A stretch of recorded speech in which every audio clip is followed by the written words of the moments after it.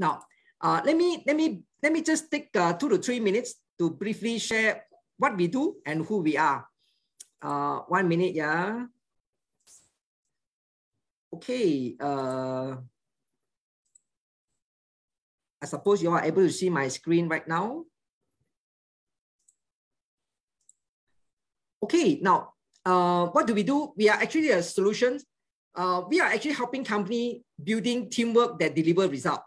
Okay, through the process, we are in fact upgrading the manager's capability of a companies. Okay, now, how do we actually achieve that? We are actually providing a tools that is actually focused into this 4-main pillar, which is actually kind of guaranteed for sustainable improvement for a companies. Well, this 4 pillar actually taken care of this goal and expectation, meaning giving a very clear clarity, what are the goal as well as expectation for the team. And along the way, we are going to provide tools and consultation, how to measure and track. Now, we believe besides having a clear goal and expectation, the team need to become competent as well. Okay, because we are talking about increasing the company performance, something like improving the company business. The team definitely need to be more competent, be better in sales, marketing. And you know, today our topic is actually about marketing. Yes, be more competent into what is really matters for the company at that moment. So for this competency, we are having a list of tools, and one of it is actually an e-learning platform. So today it is not the time for me to go in detail, but this will be the second module where our system kind of specialize in.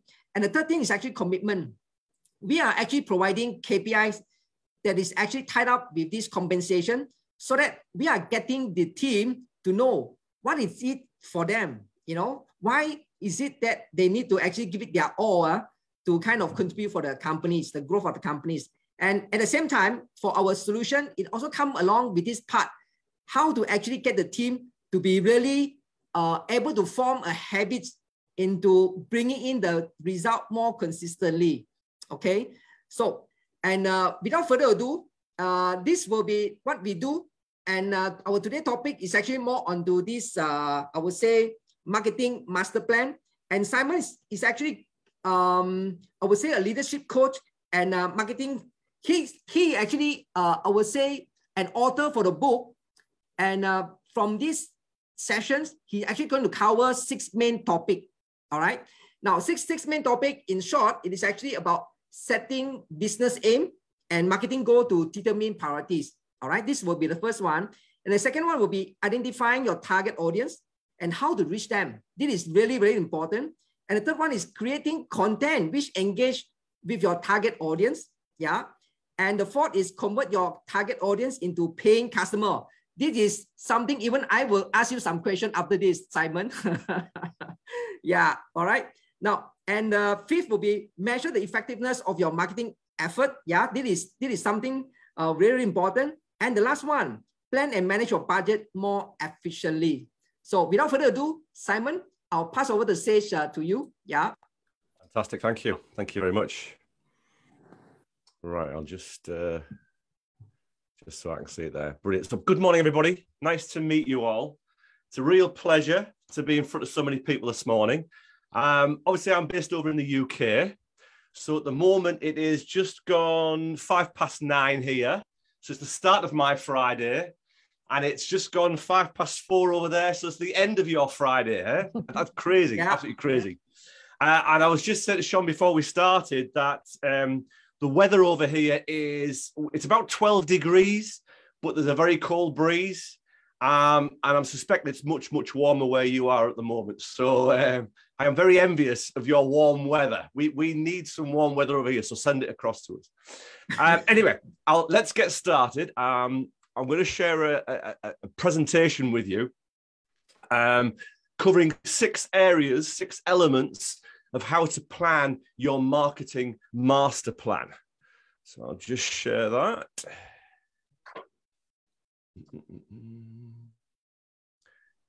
Can everybody see that okay? If you can't see it, just let me know. Can we all see it okay? Brilliant. Excellent, excellent. All right, okay. So yeah, today we're going to be looking at Marketing Master Plan. This is a coaching program that I wrote about 3 years ago. And it's constantly evolving, constantly changing in the same way that the world and global business is constantly shifting and changing. Obviously, one of the biggest challenges we've had in the last 3 years has been the global pandemic and COVID. And I'm sure for all of us, we've experienced real challenges in our lives as well as our businesses as well. So hopefully this should provide some guidance, should hopefully steer you in the right direction when thinking about your marketing and your sales planning. Now, before we start, I always like to say this. Let me tell you what this workshop isn't. It's not a get-rich-quick plan, and there's no magic formula or magic pill here. I'm not going to share with you some money-making scheme, and I'm not going to try and hard sell you or anything like that at the end. For me, this is more about a learning experience for you, and I want to show you the things that are working in my business. That's helping me grow, and also that's helping my clients grow as well. So when I talk about marketing to small business owners, they usually pull this face. This is the face of despair. This is the face of challenging, yeah? Because we know that as business owners and as people who have management roles, that planning can be difficult sometimes. We're trying to think ahead. We're trying to dictate or evaluate what we think is going to happen. But we know how important planning is as well for our business. A great statistic I came across this week, 78% of small businesses fail within the first 3 to 5 years because they lack a well-defined business and marketing plan. 78%. That's quite a large number of businesses who are struggling because they're not planning ahead. They're not thinking about what's coming up. They're not thinking about their goals, their target audience, and their budget. So it's really important to plan. So when I guess the question, why should I have a business plan? Why should I have a marketing and sales plan? These are some of the reasons I come back with. First of all, it's important to set direction and determine priorities. Running a business, being in business is incredibly challenging, incredibly busy. We need something that guides us. We need something that keeps us focused on the day-to-day as well as the longer term. And by planning out what's happening, we can also prioritize what's important, what we need in our business, and what we don't need so much. We can also identify the different ways we can reach our target audience. And I'm going to share with you in a moment a way in which we can be very specific about who our audience is. We know that not everybody is going to buy our products or services. So we need to be a lot more strategic in terms of how we develop those relationships, how we develop trust, how we develop loyalty with our ideal buyers. We also need to think about, when we're planning, the kind of content that we should use. I hear a lot from business owners who have Facebook pages, they'll have Google pages, they have websites. So it's just crazy the amount of tools and channels that they have. And they are creating new content constantly, whether it be videos, blogs, and it becomes so overwhelming. So we need to think about our target audience and what kind of content we are creating for that target audience. More importantly, we need to plan our marketing spend more effectively. I'm sure when we look at that statistic, about 78% of businesses going under in the first 3 to 5 years, a lot of it is because of cash. We say that cash is king. Cash is so important for a business. We need money. It keeps us alive. But we need to spend it wisely. We need to be aware of where every pound or dollar that we spend is spent wisely when it comes to our marketing and sales planning. And finally, we need to plan for any last-minute changes, hiccups, or wider issues out of our control. We need to be ready. We need to be proactive, especially when it comes to our business. So those are the 5 main reasons I always say when people ask me, why do we need to plan our marketing? Those for me are the 5 main reasons we need to focus on. Let me tell you a little bit about me. So my name is Simon Clayton. I'm a strategic marketing and leadership coach.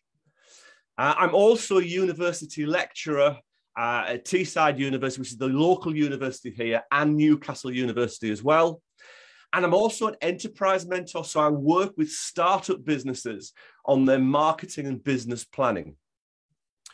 I'm also a fellow of the Chartered Institute of Marketing, which is a global organization for marketing professionals. And I've got over 25 years experience planning, implementing and managing strategic marketing consultancy for a wide and diverse range of organizations. And just some of the organizations, you may recognize some of these, you may not. Most of them are UK based, but these are just some of the brands that I've worked with. Now, these are the kind of I call these the glossy brands. These are the kind of high profile corporates. But I say I also work with startups and smaller businesses as well. And for me, I love getting inside companies, businesses, and helping business owners to plan their strategic marketing and sales campaigns. In 2019, I published my first book, which is the Marketing Masterplan.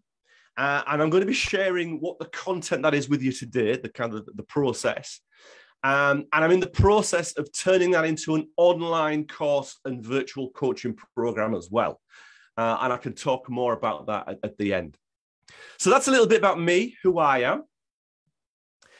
Let's crack on with the actual Train the Workshop. Okay. So the first stage to start with our planning is what I call purpose. Purpose is so important. It's important in business and it's important for ourselves in life. The statistics tell us that people who have purpose are more happier in life. They're more content with life. So a great place to start with your purpose. And here we're going to define why your business exists, looking at your business aims and your strategic objectives. So a great quote here, purpose is the reason for which something is done or created or for which something exists. So we have 2 levels here. First of all, we start with our business aims. It's so important to understand why our business exists. What do we intend to achieve? And when we look at these aims, we need to think about those goals in a set time period. So for example, we may be thinking short term, quarterly, half yearly, annually. We may be even thinking long term, 3, 5, even 10 years. But we need to be focused on what those goals are, because when we're focused, it drives us. It gives us confidence to move forward, to follow those goals. And it stops us from meandering and moving all over. And some of the most common goals are business survival, which I'm sure we're seeing a lot of at the moment.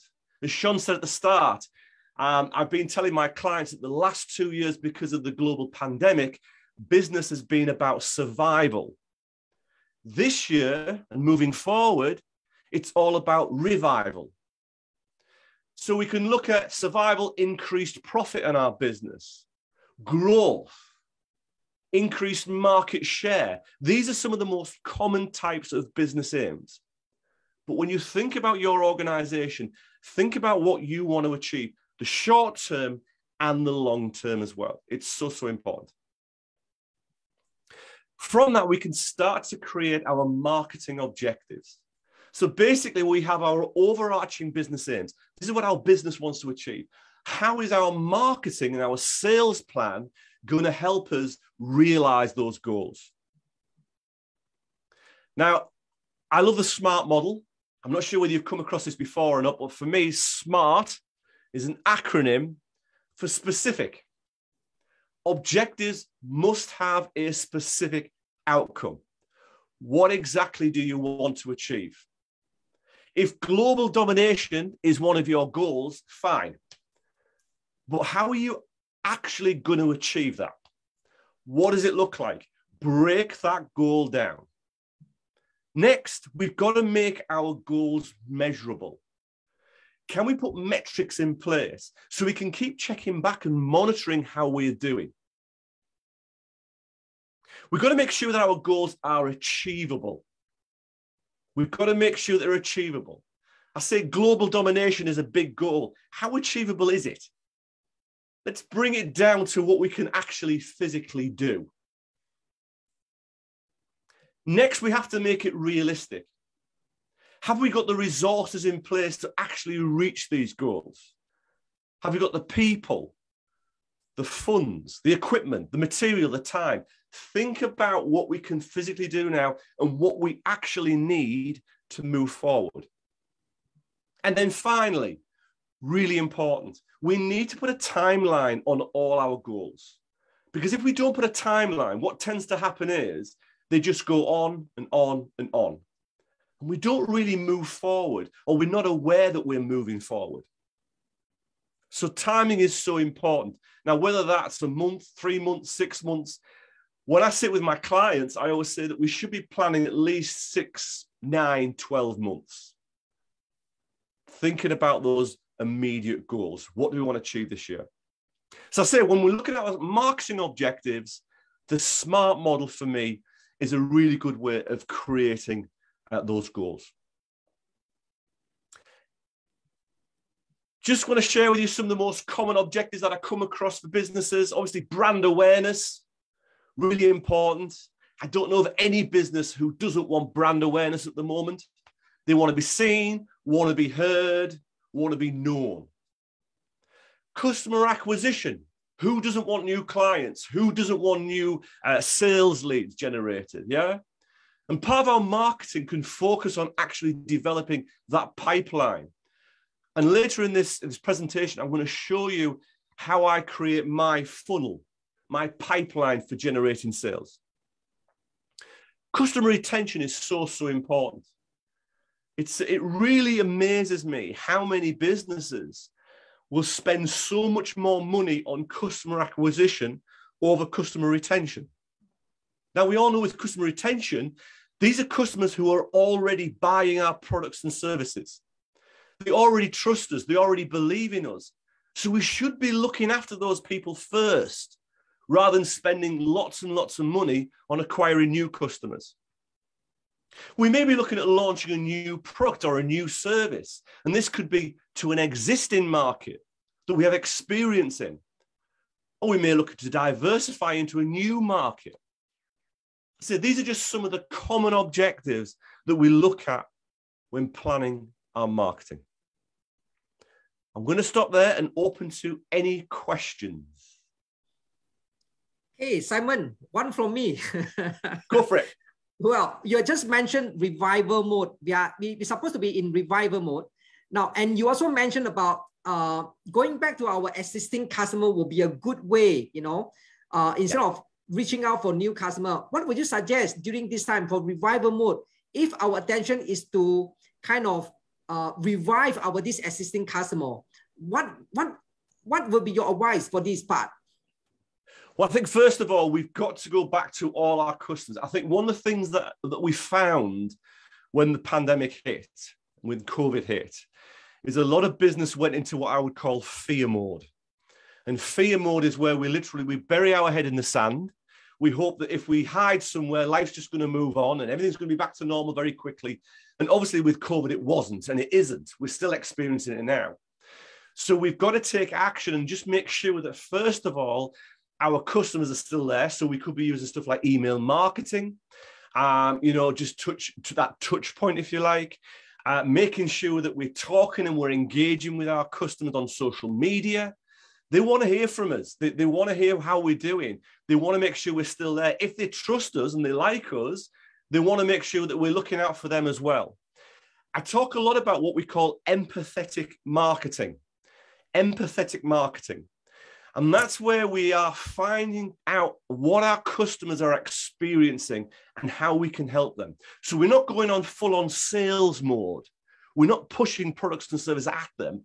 We're actually finding out what they need from us at the moment. And that builds that trust and that builds that loyalty. So for me, yeah, I mean, email marketing, social media, making sure our website's constantly updated with new content. If we've got a physical environment, can we invite them down to, demonstrate some of our products or services? It's just making sure that they know that we're looking out for them, that we're aware they're still there, and that we value them. Does that help? Is that okay? Yes, thank you so much, Simon. Yes, it helped. Thank you. Good. Any further questions? Okay, we will move on. So that's stage one, purpose. Stage two is what I call intelligence. And this is where we are looking at our market. We can't make decisions until we know exactly, we have an appreciation of what's happening within our market. So this is where we're going to research our market, understand who our customers, consumers, and our competitors are. Great quote from Terry Pratchett, the author. If you do not know where you come from, then you don't know where you are. And if you don't know where you are, then you don't know where you're going. And if you don't know where you're going, you're probably going wrong. So, in terms of intelligence, understanding our marketplace, just mentioned how important our existing customers are. So we need to focus on our customers. And this is for our existing marketing and also looking forward for developing new markets as well. Now, I always say this because I hear this a lot. Everyone is not your customer. Unless you are selling fresh air, which I'm sure nobody is, everyone is not your customer. We need to be very specific. I'm sure everybody in this room, this virtual room today, has different interests, different tastes, maybe it's different cultures, different language. Yet we are all different, unique people. So we can't use the same marketing and sales strategy, hoping it's going to appeal to everybody, because it won't. One of the best quotes I heard was, "There's riches in the niches." Now, in the UK, we say niche, but in America, they say niches. I don't know how you pronounce it, niche, whatever. But it always resonated with me, this quote, "There's riches in the niches." And that is so true. The more niche we can be with our target audience, the closer we can get to those buyers. The more we can build that trust and that loyalty, because we understand them and they understand us.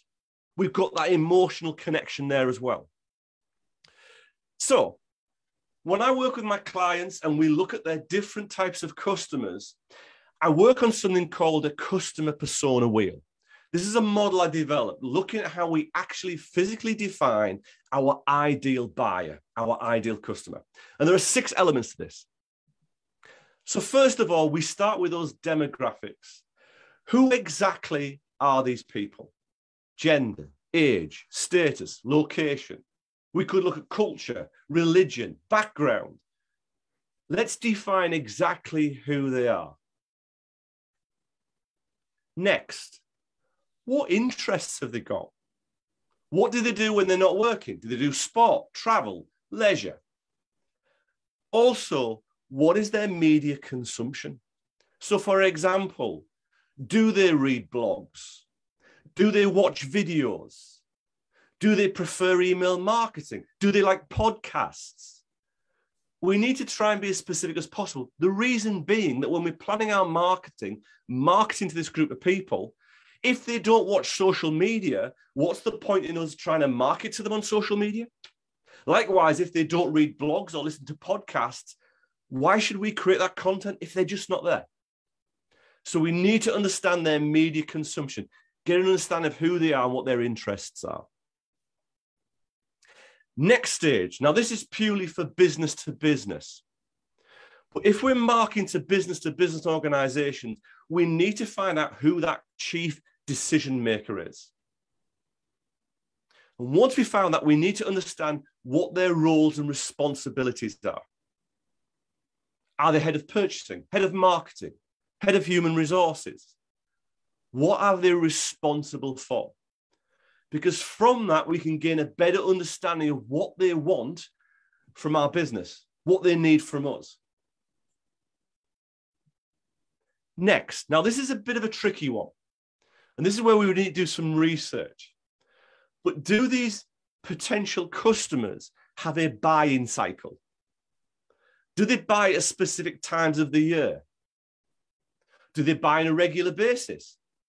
We know if we're looking at FMCG, fast-moving consumer goods such as cosmetics or soft drinks, that people buy them every day. If we're looking at B2B organizations who say buy IT equipment, computers and that, they might buy that every 2 or 3 years. So we need to be aware of what that buy-in cycle is.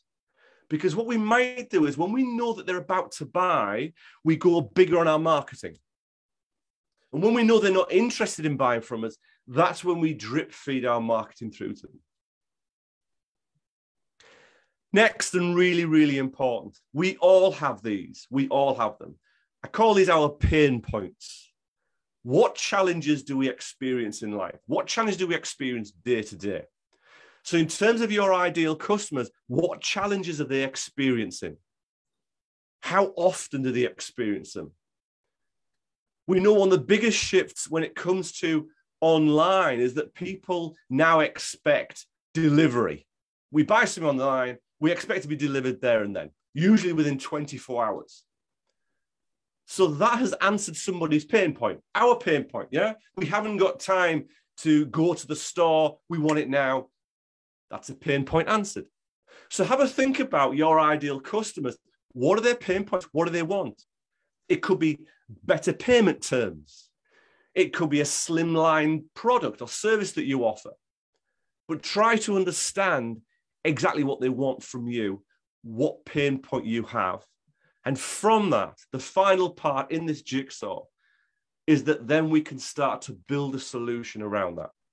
We can start to be very specific about what we can give them, how we can give them it, and how we're going to market them and make them aware of this.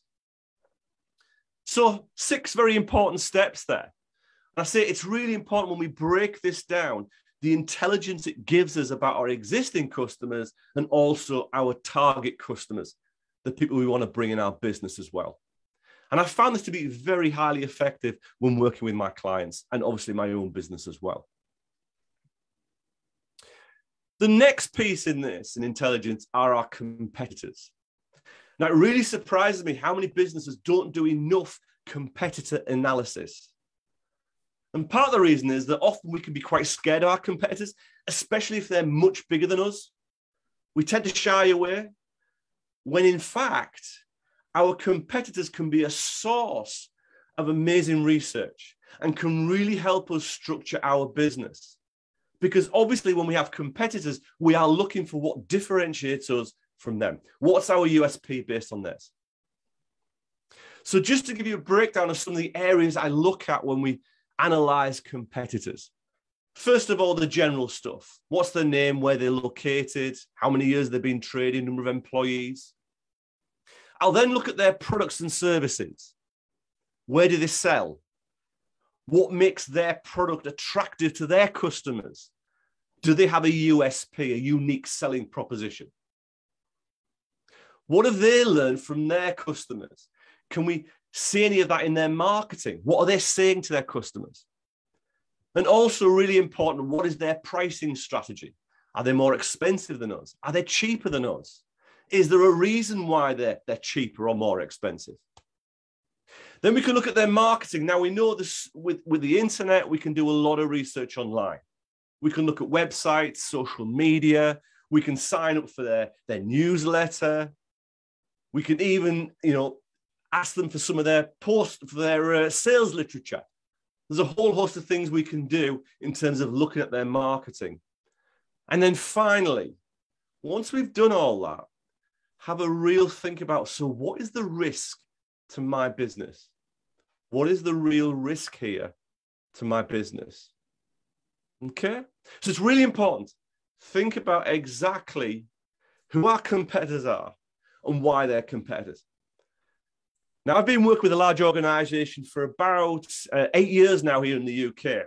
And interestingly, when I first started working for them, the people they thought were their competitors ultimately turned out not to be.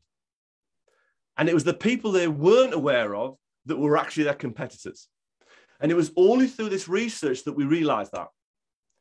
Now, I'm sure as you sit there today, you will be thinking about who your competitors are, who pose a risk to your business.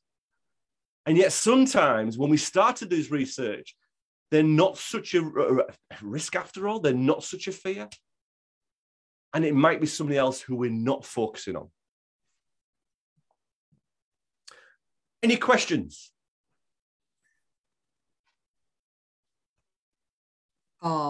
Simon, you have Yes. actually mentioned about this, the sales cycle, and Yes. that is for how soon will customer place an order after we have actually made the first contact with them. But how about this, sharing content to them?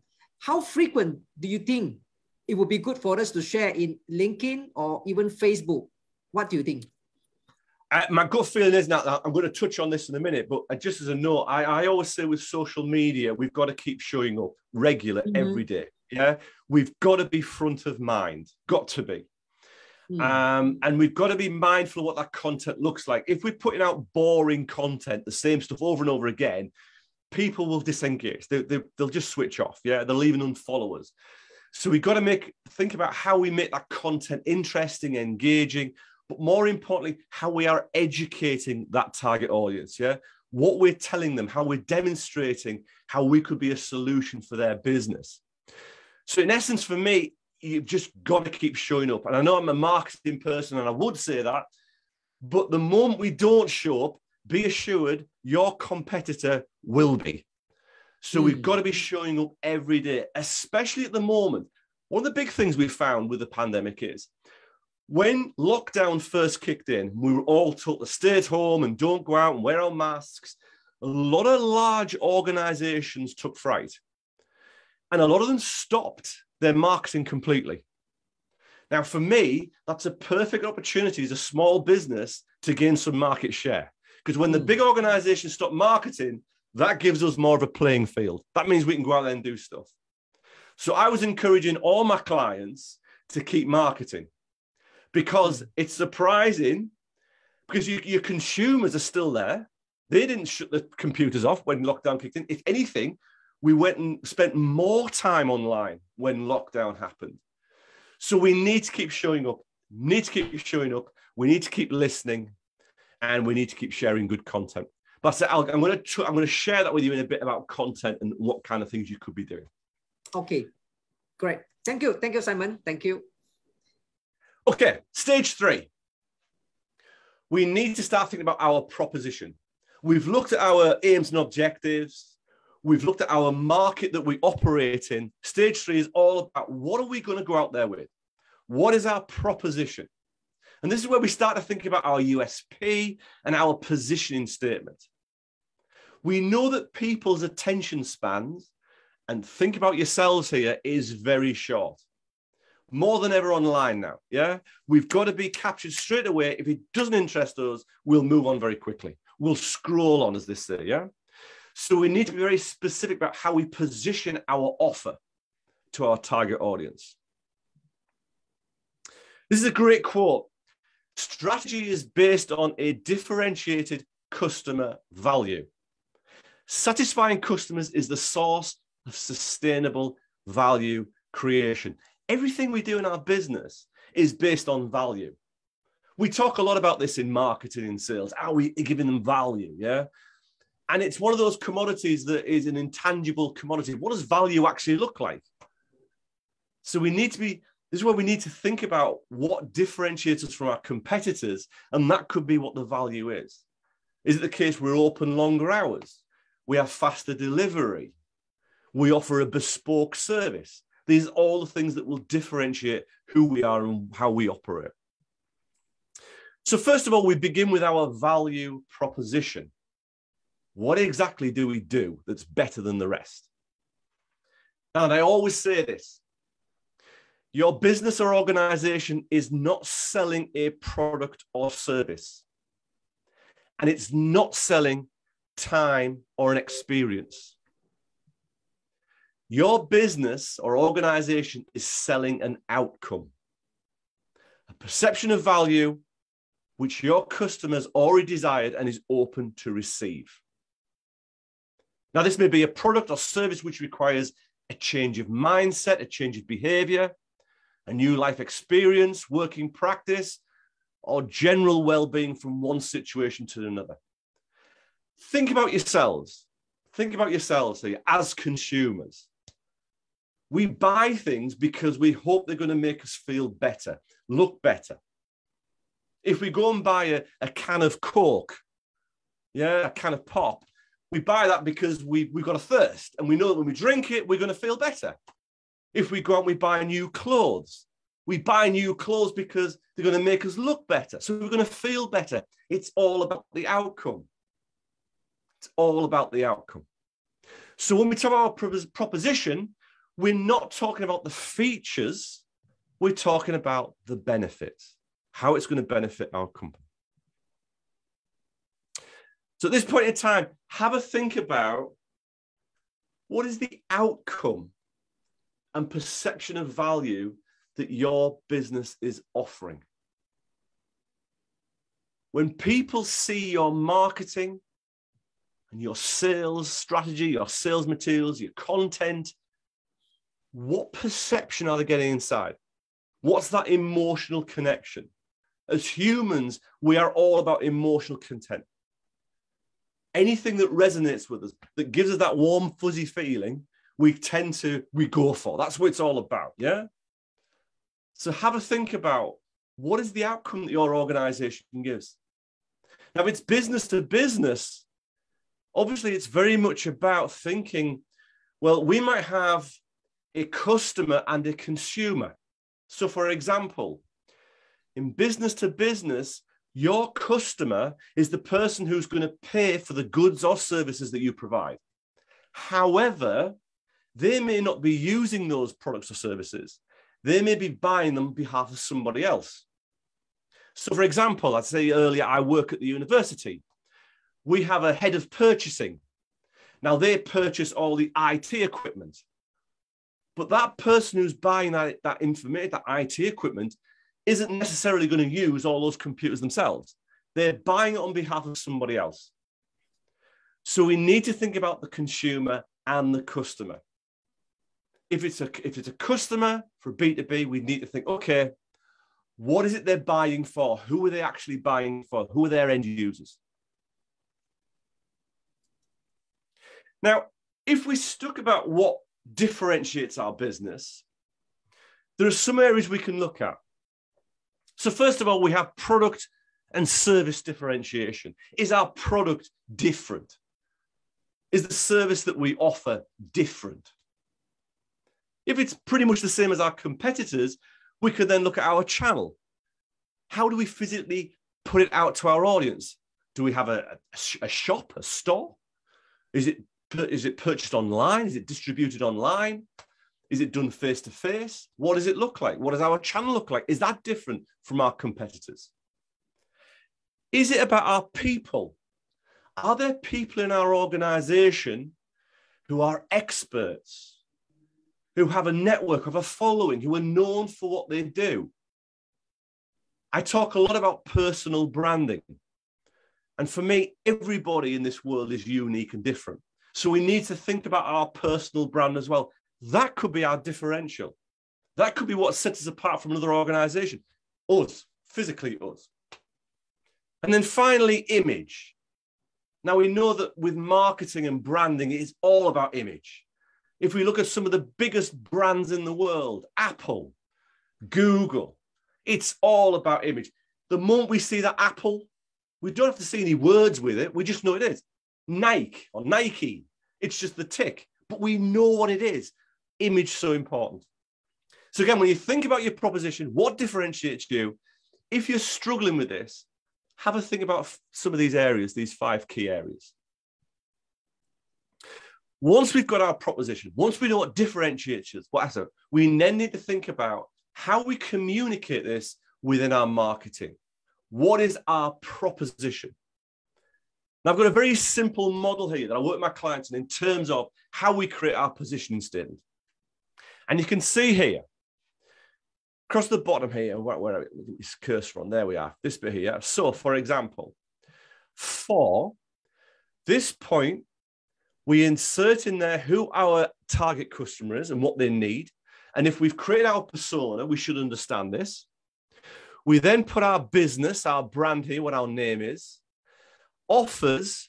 Then we start to talk about our concept and perception of value. What exactly we're offering. What exactly that outcome is that we are marketing, we're selling. And then finally, because, and this is where we include our unique selling point, our USP. Let me show you. I've got an example here that I did for a health club. So this health club, they wanted to target young professional people who they know worked in the city, who are very busy lives, very busy jobs, but at the same time, they need to take time out, time to recuperate, get their health together again. So you can see here, for young professional people seeking stress-busting relaxation services. So that is my customer persona and what their need is. The Health and Beauty Club, that's the brand, offers natural health and beauty services to relax and rejuvenate tired minds and overworked bodies. That's our concept and perception of value. And then we finish off with our USP, because we have an unrivaled reputation for delivering high quality wellness services in our state-of-the-art club. Can we see how we literally pulled together there a very strong positioning statement, very unique to that organization, based on a very simple formula? Any questions? Fantastic, Simon. I didn't expect got so much value from this webinar that you are providing. Wow. One question. I have another business that is actually selling equipment and machinery. Wow. Yeah. What do you think will be the best proposition for our client for that? Well, I think, again, it really harks back to looking at, first of all, who they want to sell to. What does their buyer look like? And understanding, obviously, business to business. So for, who is responsible for signing off that paycheck, for putting through that contract? We might think about, is there an order value? What they want to spend? What have they got at the moment? What challenges are they experiencing at the moment that we can provide some kind of USP to? Yeah. And then from that, we kind of put a proposition directly to their target audience.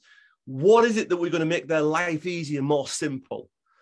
Yeah. What is it that we can provide that's going to make them, as purchasing people, look really good in their organization? What's going to lift their profile in the organization? Yeah. And then from that, we then weave in what makes us different, why they should choose us over their competitors. And it can be something really small or something really big. But that's ultimately where I would start. Break it down, understand their target audience, and from that, we can then start to weave in this position statement. What I will say is that this statement could be different for different types of target audience. You might have 3 or 4 different position statements for different types of customer, because we need to tailor it as much as possible. Is that okay? Okay, thank you so much. I actually been clarified. Thank you. Very good. Very good. Do you mean to say that if you have a different group of customer, we should have more than one proposition? Is that what you mean?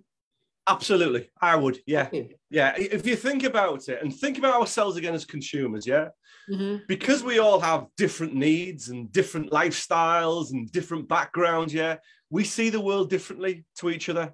Now, we're here today because we're talking about business, but in our private lives, we all have different family, different friends, So because of that, one marketing message won't appeal to all of us. If a big brand came today and said, buy my product services because of this, some of us would say, oh, yeah, great. Others would say, well, to be honest with you, that doesn't really affect me.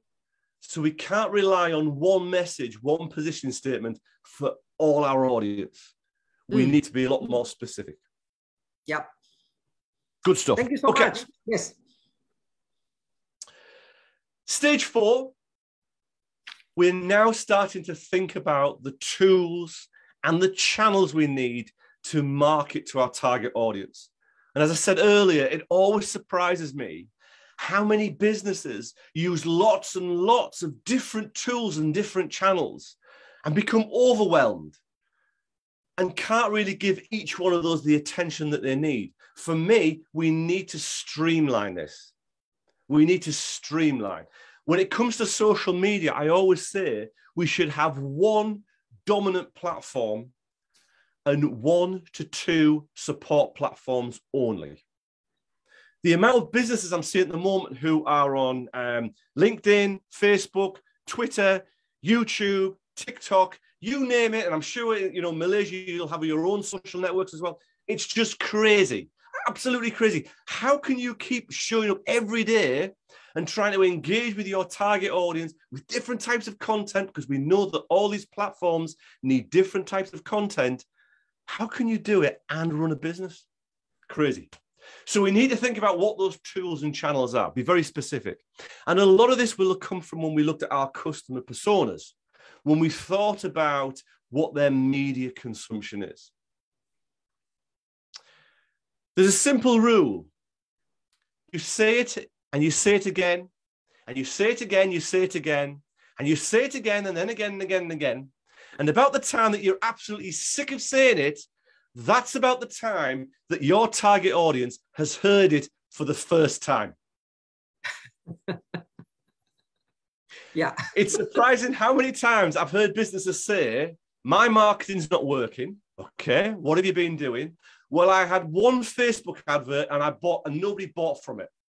One Facebook advert and you're expecting hundreds of sales. Oh my goodness. No. You've got to keep showing up. You've got to keep saying this is what we do. Educate your target constantly. The worst case scenario is if you're getting on your customers' nerves, they just say, okay, I'm not ready to buy now. That's simple as that. And I'd rather have a customer say that to me than say to me, I haven't seen any of your marketing. I didn't know you existed. And therefore, I bought from one of your competitors. Oh, yeah. It's so important to keep showing up and marketing. Marketing is a constant flow, constant engine that's going. In terms of looking at our tools and channels, there's 3 areas we look at. First of all, intention. So when we talk about intention, what do we intend our tools and channels to do for us? And I said this would go back to what our marketing objectives are and our target audience. So for example, we may say, right, I need some tools and channels to create brand awareness. That's the intention. What do I need? What's going to help me create brand awareness? And we could make a list of all these things based on our objectives. And then from that, we start to evaluate the advantages and disadvantages. So for example, brand awareness, I'm going to use social media. And I'm going to use Facebook. I'm going to have a Facebook page. Now, the advantages are that I know that there are lots of people in my target audience using Facebook. The disadvantages, though, is that at the moment, Facebook engagement can be very low. And unfortunately, I have to pay for advertising to get myself noticed. So is it a good thing or a bad thing? Is there something better I could use? That's how we start to evaluate our different tools and channels. And then from that, we select exactly what we need. Now, it's a very, very busy world out there when it comes to choosing tools and channels. There is so much stuff, and I've tried to encompass most, but I'm sure there's things I've missed off here as well. But as a guide, we might want to pick something from each one of these areas. You know, for me, we've got to have a strong brand identity. We've got to make sure there's consistency in our logo, in the way we talk, in the colors, everything that we use for our branding is so important. When it comes to our digital marketing, website It's the one thing that we 100% control. Our website is so important. When we hear or see something about people, we tend to go on their website to see what they're talking about, what it's about. If we look at our content marketing, blogs, Google loves blogs, videos, podcasts, all these things are really good for that closer engagement. Now, for a number of years, I've heard people say that print is dying. It's all digital. Well, I totally disagree with that. There are some customers who still like to touch and feel. They still like that tangible thing. So whether it's a brochure or a leaflet, even your packaging, which is part of your branding, so important. Print is not dead. Then we have our sales support. We may be doing some form of advertising, market research, networking, and then finally, the big one, public relations. So for me, all these areas are important, but we need to be very specific. We need to, first of all, what we intend to do with each one of them, and then evaluate. Is it ideal for my target audience? Do I need to spend because I know it's going to work? Okay. A bonus for you. A bonus for you, Sean. I said I'd put a bonus in here. Here's a bonus for you. I'm going to share with you now the top 5 marketing content ideas as we stand, okay? These are the top 5. You. Yeah. Number 5, blogs. Blogs are still a vital marketing tool. The beauty of blogs is that we can write in an informal way. We get a closer connection with our desired audience. It's an opportunity to educate our audience what we do and also sell, but not in a kind of a full-on salesy kind of way like advertising. We can just promote and share our expertise. Mm-hmm. Blogs help us to enhance our credibility by sharing our knowledge and what we know. And search engines like Google still love blogs, still love content. Now, if you're sitting there thinking, well, I haven't a clue what to blog about. What do I write about? Here's a top list for you. People love top tips and how-to guides. Yeah? Or hacks, as they're now called. If you can give me a hack, yeah, we love that. Mm-hmm. You know, a quick way to do something. Think about sharing an experience. Is it with an existing customer, how you solved their problem? You might want to interview a customer or interview an expert, someone in your field. Maybe it's an influencer. Frequently asked questions are really, really useful. What are you getting asked over and over again? Could you put that into a blog post? You might do product reviews, upcoming events. And if you're really stuck, have a look at what your competitors are doing.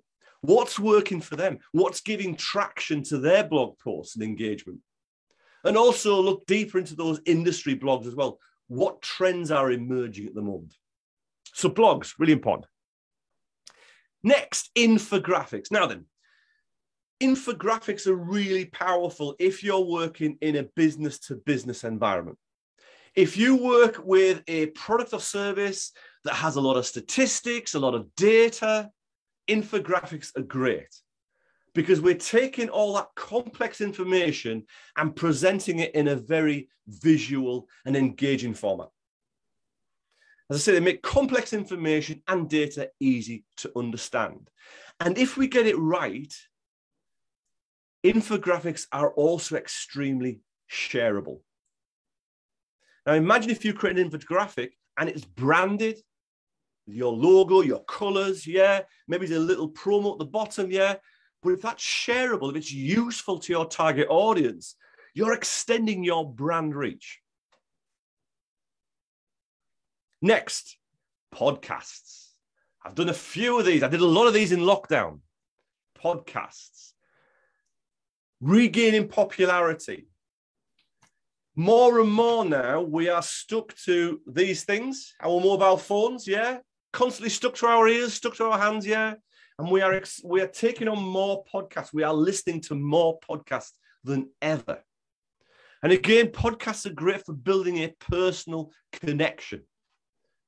If I'm going to download your podcast on my mobile device, It's because I want to get closer to who you are and what you do. And it doesn't necessarily mean we have to start our own podcast. Why not get in touch with people who run podcasts? See if you can be a guest on their podcast. Yeah? Because then you're getting access to their network as well as yours. Number 2, really important. I can't tell you enough how important reviews, recommendations, and testimonials are to you and your business. I call this marketing gold dust. And the reason being is, it's not you saying how wonderful your business is or how wonderful you are. It's somebody else. And as consumers, we tend to listen to other people, don't we, when we buy? Think about the last time, you bought something on the recommendation of a friend. Yeah, on the recommendation of a friend, you went out and bought something as well. Really extremely powerful. And this goes even further in terms of case studies, client interviews. You can showcase your success stories, share those valuable customer reviews in your social media, on your website, in your email marketing. LinkedIn, as we know, you can ask for recommendations. Yeah, I always ask for recommendations on my LinkedIn. It builds my credibility. And I can also use that recommendation in my social media posts as well. Finally, the number 1 creative content idea at the moment is video. Now then, I know some people go, there is no way you will get me in front of a video camera. I hear this all the time. Yeah? What I say is this. If you are giving value to your target audience, they will look at you for 3 seconds, but they will listen to you for much, much longer. So video is really important if you've got something interesting of value to say. YouTube, which is the 2nd largest search engine on the planet, is one of the biggest video platforms, as we know. But we know now with a lot of social media platforms, Facebook, obviously this is a Facebook Live that we're doing now. So this is a video, yeah. We know that with Instagram, there are a number of different social platforms who are all offering video. Highly engaging. We get to see people in their real world, what they look like, what they sound like. And in most cases, it can be low cost production. I've shot a lot of my videos on my mobile phone. We don't need, Hollywood style studios. We can do it pretty simple. Okay. So there you are. There's the bonus. Top 5 creative content ideas. Why is that stopped? That's a good one. Thanks a lot, Simon, for the bonus. Not a problem. Not a problem. Okay. Stage 5. We're getting there, guys. We're nearly there. Eh? Stage 5. This is where we start to think about our conversion. How do we convert those people who know nothing about us into paying customers? And this is my 5-step process. You may have come across different marketing and sales funnels before. So we have 5 clear stages. Stage 1, we start with awareness. To be a choice, our target audience need to be aware of us. So we need to think about how we raise our awareness. And I said earlier, one of our objectives could be brand awareness. How do we make those potential buyers aware that we exist? Once they become aware of us, the next stage is engagement. How do we drive engagement? How do we get these people to actually engage with us? Now, engagement could easily be a comment on our social media posts. Yeah, it could be the fact that they sign up for our email newsletter. It could be that they meet us at a networking event and they just come up and say, hi, I've seen some stuff online about you. I'd like to meet you. These are all different types of engagement. Once we engage, once we get that customer into our environment, we then start to educate them. And when I say educate, it's all about those pain points, understanding their challenges and how a solution can help with that. What is it we can do? What is it we can make it better? And probably the last stage of the education is where we leave them with a quote, or we leave them with a specification, or we leave them with a price. Now then, what tends to happen? If it's a high value product or service, people tend to go away and have a think. I'm going to think about it. And what they're actually doing is they're evaluating whether your product or service answers their needs or whether it's one of your competitors. They may shop around for a better price. Yeah, they may listen to friends and family or colleagues at work. They're evaluating. This is the point we've got to keep marketing to those people. It's surprising how many businesses get to education stage and drop off. Right? They've not bought from us, so let's go back to awareness again. No, we've got to keep in touch with those customers, help them evaluate. And then finally, we get the sale. But for me, getting that sale is only the start of the process because we want them people to keep coming back to us over and over again. So just to give you an example of what this looks like, awareness. We could use Facebook advertising. We could use blog posts on our website. We could use some search engine optimization. Think about those keywords we want to be found for in Google. When it comes to engagement, we may direct people to our website to get a free ebook from us. I've used ebooks for a number of years. I've got 2 on offer on my website. I get people into my mailing list. They download my ebook and they give me their email address. Comments on social media posts. If I've gone to the trouble to comment on your social media post, that shows that I'm interested in what you're doing. I'm interested, I'm intrigued, I'm engaging with you. And as I said earlier, it could even be in a face-to-face at an event. I've heard about you. Yeah? Education. As I said earlier, videos are really powerful, strong content. If you've got a product, you can demonstrate how that product is used via video. If you've got a service, you might do a walkthrough, showing people what your service is, what makes it unique, introduction to your team, big smiley faces, yeah, those connections.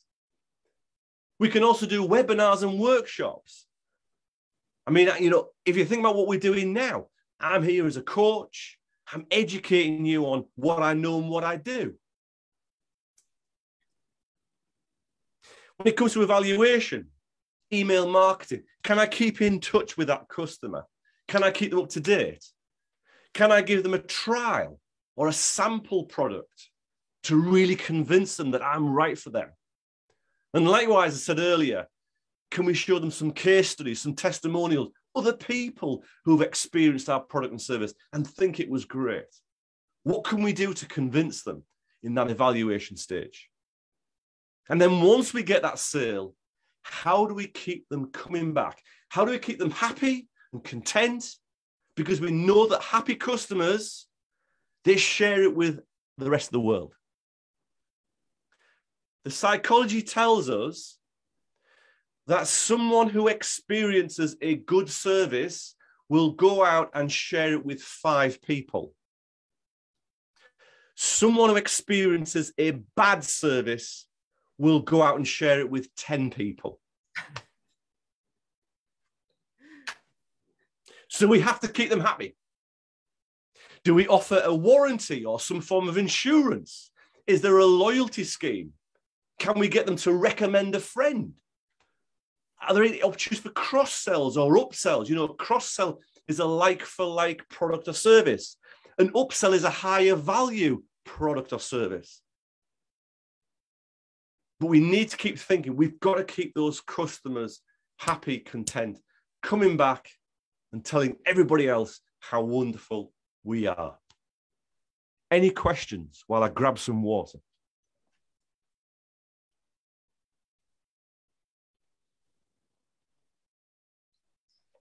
Fantastic value, Simon. Quite a lot to take in. Quite a lot Yes. to take in. I appreciate this. I appreciate this. Yeah. When I work with my customers, with my clients, we usually work on a 3-month program. And obviously I work one-to-one and we really delve into their business, but this is usually delivered over a 3-month program, usually where are we, about 15 hours across 3 months. So I appreciate you're getting 3 months worth of value in about 45 minutes to an hour. We run an hour. You get about 3 months of value in 1 hour, folks. Hey, how's that? 3 months in 1 hour. Oh, right, fantastic. I'm going to jump on quickly. Yeah. Okay, we are now at the very last phase of our marketing master plan. We've defined our aims and objectives. We've looked at the market that we operate in. We've defined what makes us different and what positioning statement we're going to use for our target audience. We then had to think about all those tools and those channels. What do we specifically need? And then the process we're going to use to convert people who know nothing about us into paying customers. Now, with all this is all fine. But ultimately, we need to keep checking, is this actually working? We know for every organization, different circumstances affect different things. I would love to be able to stand here today and say, right then, everybody, I'm going to give you one simple model that's going to make you all rich, and that's it. And, and if I could do that, I'd be a multi-millionaire, wouldn't I? Let's face it, yeah? And there are people out there that we know of on the internet who do this every day. Personally, I don't believe there is one model that's going to make anybody a multi-millionaire. Don't exist, yeah? Everybody is different. Circumstances are different. So we need to put a process in place. But we need to keep measuring, monitoring what's happening. Hence the final stage in our marketing master plan, which is results. And this is where we set the metrics. So once we get to this stage, we go back and we think about, right then, how do we know if all this hard work and what we've done is actually working for us? And we know that with digital media, digital marketing, we can change pretty much straight away. If it comes to traditional kind of marketing, for example, we've bought an advert in a magazine or a newspaper or a billboard.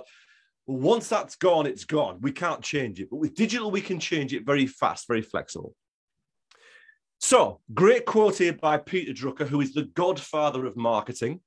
If you can't measure it, you can't improve it. Simple as that. If you can't measure it, you can't improve it. So in terms of the first stage of our results, we need to set those metrics. What exactly are we going to measure to know that we are making, we've got success, things are happening for us? So I use a very, very simple table here. You can see how it's laid out. Left-hand side, I have a column for all the tools and channels that I'm using. And then across on the right-hand side, I've broken down my sales funnel, that conversion funnel I shared with you. I've broken it down. So at each stage, I know what I'm measuring. So the example I've used is social media. So in terms of awareness, how many page likes have I had this month? Engagement, how many reactions have I had? Education, how many questions have been asked via social media? Evaluation, number of reviews left. Are people coming back to me via social media? And then finally, sales. Am I getting sales through from my social media? So you can see that how I've defined every element of the scale. And if it's not working, I can tweak it. I can do something about it. Next, in terms of measuring, we need to set those specific parameters in place. Now then, Google Analytics is a very, very powerful piece of software. And if you've not experienced it, I would strongly recommend that you do. Piece of software you can plug at the back of your computer, into your website, sorry. Very powerful. Tells us what we do. In terms of some of the metrics you might want to set, our digital marketing, we've got Google Analytics. We've got social media analytics. So most of the social platforms will give us their own analytics, their back-end analytics. We've got email marketing. So for example, MailChimp, MailChimp provides us with a full suite and will give us those analytics as well. I use a platform called Kajabi that manages my email marketing, my website, everything. Yeah, really powerful system that gives me metrics to tell me who's been on my site and what they've been doing. And likewise, Google gives us access to pay-per-click analytics as well. Traditional media, if we will look at printed media such as press and magazines, a lot of the advertisers will give us some form of metric that we can base it on. They'll kind of tell us who they think their target audience is, how many people are reading their magazines. And likewise with TV and radio, we can get some of those figures as well. And then in general, we tend to forget about these. What about those face-to-face meetings? What about those telephone calls that are coming through? And those actual sales? Can we find out where those actual sales have come from? I always encourage all my clients that when they get a new inquiry in to ask, where did you hear of us? Where did you come across us? How have you found our organization? Okay.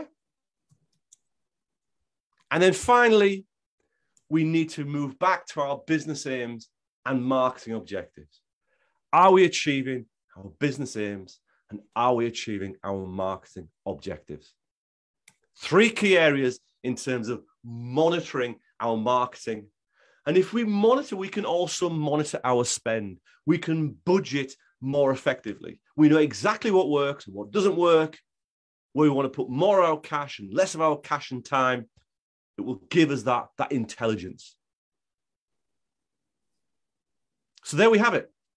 Our 6-stage marketing master plan. As I say, I've given you 3 months of value in just over an hour. Just over an hour. Yeah, how was that for you? Yeah? Fantastic, I must say, Simon. This is very good, very good, very good. Now, let's hear from our audience. Well, guys, you can actually type at the chat box, and there's one thing. Any questions for Simon now? Any question for Simon? Yeah. Seriously, there's a master so close with us. It is so far away from UK. Well, now within reach now. Yeah. Any questions? You can actually just shoot to Simon. Yeah. Simon will be glad to kind of share with us his expertise. Well, anyone? More than happy to. I mean, what I will say is, oops, let me just quickly. I'd love to connect with everybody on here. Obviously, we're networking. Part of this is networking this morning. So I've got my website. I'm also on LinkedIn, Simon Clayton 1. I'm also on Facebook as well. And if you want, every Friday, I send out a weekly email update with marketing advice and stuff. And that's at the bottom there. But it would be lovely to connect. Obviously, it's nice to share our journey, see what's happening. And if any time you need some help with your marketing or your sales strategy or in business coaching in general, you know, I'm more than happy to sit and meet with you. And obviously, we've got the virtual wall now, which is brilliant. We've got Zoom or Teams or whatever you suit. We can talk that way as well. I did mention earlier at the very start that I am in the process of creating an online program based on this. So there will be the marketing master plan that will go through everything we've talked about today and share with you how you can create your marketing master plan. There's also a digital marketing course on there, social media course on there. There's loads of guides and stuff. That's going through, that's getting built at the moment. So even if you're interested in that, and I promise, I'm not one of these salespeople who literally will pester. I hate all that kind of selling. I'm one of your mild-mannered salespeople, honest. I'm not a pushy salesperson. But if any of that interests you, by all means, please do. One last thing, the book that I mentioned at the start, I call this this is the paperback or hardback, however you want to call it. It's £15. I don't know how that translates into dollars. What I suggested with Sean is what I could do is if there was a number of you wanting it, I can get it sent over to Sean. Then obviously he can send them out that way if you want to do that. Obviously, I'd take payment here and then send them to him and he can send them out. Or alternatively, I could send them direct. I don't know what the postage cost would be. I've never sent the book to Malaysia. You know, I've got a couple of international clients, and I was just saying earlier in America, And it cost me pretty much the same price to post it as it did for the book. So, but I'm more happy to do that. Alternatively, there is a PDF version of the book as well. And, you know, I said I can help you. So either way, if you let me know, we can sort that out. Not a problem at all. Right, I'm going to shut up and ask, has anybody got any questions? Well, before we go to these questions, yeah. Can I just ask for a rating from the floor? How would you all actually rate for today by rating us at the Google? Simon, probably you may want to stop sharing for a while. I will get the audience to kind of review us at the Google. Yeah. Okay. Now, we will actually very appreciate if any of yours could actually scan this QR code, yeah, and then start rating us at the Google, yeah.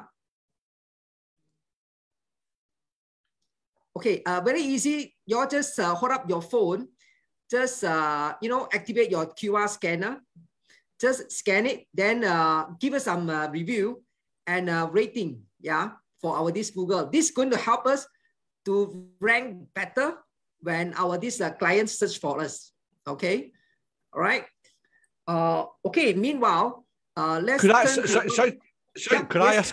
ask a massive big favor before we go any further? Just a big favor. And I'm sure some people might say no, but just for my social media, is it possible I could take a photo of the screen and everybody who's turned up today? Oh, would that be okay? Sure. That's going to be very good, very helpful. Yeah. Well, yes. Could we do that? If everybody wants to just turn their cameras on, if they would just literally, it doesn't matter what you look, just so I can see people.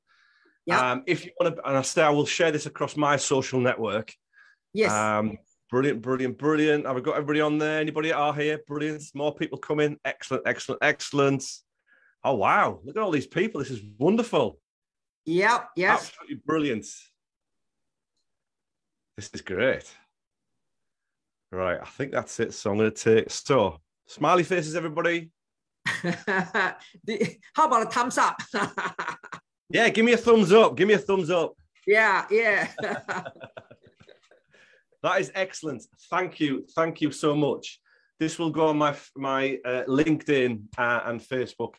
And if you connect with me in the next half hour or so, I will tag you into the post as well. Simon, we actually got questions from Rani. Would you like to actually handle it? It's actually from the chat. Brilliant. Go for it. Okay. Well, her question is actually, if we are doing a brochure, what would be the key info to share so it is just enough and so the potential person may want to read the brochure? Yeah. Okay. So brochures, it's like any kind of marketing material. Yeah. It's a taster of what you do without giving too much away. Yeah. It's something that's going to make me go, wow, this is really interesting. I need to know more. Yeah. It's just that done. So first of all, and I say this with a lot of content, right? There's a structure I use. The first thing is there a question or a statement that you can use as your headline? Where it's on the front of the brochure, or is there a question or a statement? The reason being that a question or a statement gets that immediate form of engagement. So for example, if someone says to you, hi there, how are you feeling today? You ain't just going to go, you're probably going to go, I'm feeling fine. I'm not feeling so good. Yeah. You're going to engage. So start with a question. Next thing I would do is empathize with their problem. So this is where you're showing that you understand the market that they operate in. Empathize with their problem. What situation, what they've got at the moment, yeah? Once you've done that, then start to talk about your solution. How you can help with their problem. What you can do. And give them enough that I'm thinking, wow, this is amazing. And then remember, finish off with that call to action. Really, really important. What do you want them to do next?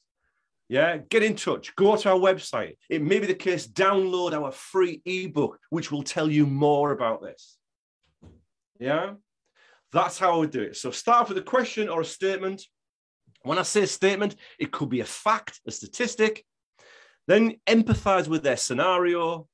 Then talk about your solution. And within that, you'll obviously talk about your organization and what you do. Finish off with a call to action. Get in touch, download off our website, arrange for a free consultation, whatever that looks like. That's the step I would take. Does that help? Brilliant. Yes, thank you so much. Not a problem. What's your business, Rani? I do digital learning. So I create platforms for clients to suit their business goals. Wow, brilliant, brilliant. Also, I bet you work with a diverse range of people, yeah? Yes, different communities. Well, I'm just getting into online learning in terms of platforms. So yeah, it's a lucrative industry, I've heard. So yeah. Yeah, but something that, many people still are hesitant to make the move. But thanks to COVID, they are 50% forward. 50% only. But it's brilliant. A great start, yes. That's brilliant. That's brilliant. Well, I think you're right. A lot more people are looking for online education now more than ever, and we know that buying education from those larger institutions can be quite expensive. So if we can find it online and if we can do it in bite-sized chunks, that's brilliant. Oh, well, I wish you much success. Much success, I do. Thank you. Thank you. Not a problem. Okay, we're going to open for more questions. One more questions. What do you think, Simon? Last one. Any more questions? Go for it. Yep. Just one more. Seriously, we're actually having a marketing guru here. For those that are actually not asking any questions, it will be a waste of a golden opportunity, seriously. Without me actually asking questions, we will have been getting a lot of golden nugget from Simon for this webinar, seriously. I would say thank you so much. Now, one last questions, yeah. Okay, we actually got, okay, now, we have Shafiq actually sent in questions, yeah, quite a long one. So let me have a look, let me have a read. Yes. So we are doing marketing for business to business. Let's say the organization of our target market has different target audience. Yeah, I get that. So we all have different target audience. We only target the decision maker or other as well. For example, we are selling a machine. Okay, yeah. The user is a QC engineer. There is a procurement department for sourcing, of course. Yeah, and directors approved by. I got you. Yeah. So should we assign our marketing plan? Right. Great question. Yeah. So we know that within organizations, there is one ultimate buyer. Yeah, there is one ultimate buyer. So we definitely need to market to those people. However, I always encourage if we can also market to other people in that organizations, because that one buyer may be a very, very busy person and they don't see your marketing. But say that the one of the managers below that buyer, they get your marketing message as well, and someone on the shop floor gets your marketing message as well. Yeah, they may go to that buyer and say, "Hey, have you seen this? We need this." So for me, if you can target 2 or 3 people in that organization, that's probably going to be more effective than just going for one person. Yeah. Now then, you may use different form of communication for that chief buyer, because to them they're looking at, how much it's going to cost me and how's it going to benefit my organization. For those other people, those consumers, should we say, they might want to know how it's going to make their job much easier, much more effective, how safe it is, how much time they're going to save. So there's probably different levels of messages, but yeah, definitely, if you've got 2 or 3 contacts, I would go for those 2 or 3 contacts rather than just the one. It personally, yeah. Does that help? Thank you, Simon. Thank you, Simon. So you're meaning that each content that we curated to different target audience need to have different messages for them. Yeah, I mean, not too different. Don't make it. Doesn't need to be too complex. And what we're going to do is spend lots and lots of time. Obviously we've got businesses to run. It's probably just think about who the end user is. Is it the customer, i.e. the buyer, the person who's got the checkbook or the cash? Or is it the consumer who's going to be physically using that machinery?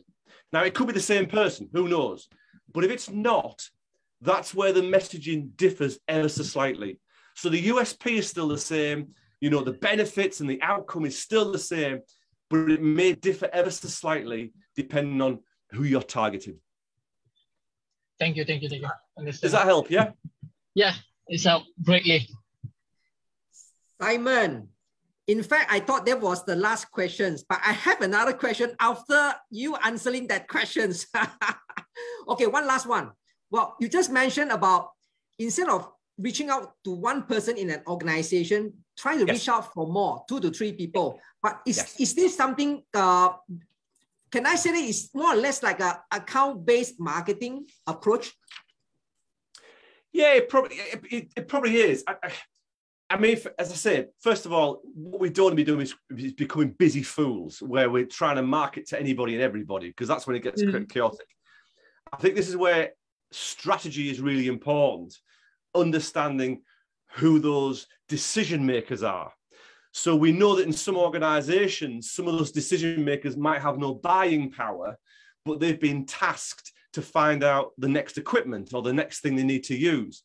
So we need to target those people because they're influential to the person who's going to buy. So yeah, it is, I suppose it is very much about account-based marketing. And it may be the case again that you think you really bring your target audience down. So instead of saying, okay, we're going to target, I don't know, 50 manufacturing companies, we're actually only going to target 10 and try this approach and see what happens, see if it works. And if it doesn't work, we maybe need to tweak something, maybe need to change something. If it does work, great, we can then go out to the other 40 and try the same kind of message, but really bring it down. Riches in the niches, as I say, and the more specific we can be, the more powerful our marketing can become. So yeah, does that answer the question? Yes, thank you so much, Simon. Okay, we have a last comment from our audience. Well, it's actually from Melvin. He said he wholeheartedly agreed with your statement, as it is not just one person that makes the decision, but the whole company, especially when they meet up and discuss. So best case scenario is everyone has heard the product and reinforced each other's decisions. Yes. Brilliant. Absolutely. Yep. Yeah. Brilliant. Yeah. Okay, Brilliant. Simon, I wish to say thank you. Thank you so much for this sharing. I cannot express how much this value we have got for this webinar. I would say a lot. Thank you so much. Yeah, and Thanks also everybody. Thanks. Yeah, all the audience, Rani, Lau, Colin, Peter, yeah, and everyone on Yan, Joanne, Samson, Shafiq, Carl, Melvin, Alia, Pravina, Jack, Shikin, wow, as well as Kamaluddin. Thank you so much for coming. Yeah. Brilliant. Yeah. Brilliant. Yes. Yeah, thank you so much for the opportunity and thank you so much for your time. I sincerely wish you all much luck as we come out of this period. And remember, we're now in revival. We've had survival. We're now moving into business revival. So make it work. Thank you. Thank you. Thank you, Simon. Thank you. All right, guys. Thank you so much. Have a good day.